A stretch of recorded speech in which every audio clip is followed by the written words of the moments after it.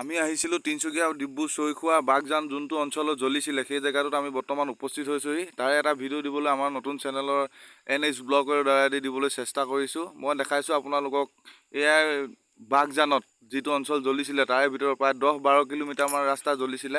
আগতকৈ এতিয়া জেগাবোৰ উন্নত হৈছে, গছ গছনি ৰুইছে, মানুহৰ ঘৰ চৰ হৈছে, বহুতো ঘৰ জ্বলিছিলে আৰু তাৰে ভিতৰত একোৱেই নাছিলে।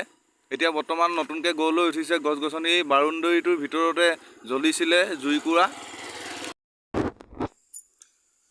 এই বাউণ্ডেৰীৰ ভিতৰতে জ্বলিছিলে। বাউণ্ডেৰীৰ ভিতৰত আপোনাক সোমাব দিয়া নহয়, ইয়াত কিবা নিয়ম কানুন আছে, গতিকে মই বাহিৰৰ পৰাই আপোনালোকক দেখাবলৈ চেষ্টা কৰিছোঁ ভিডিঅ'টো।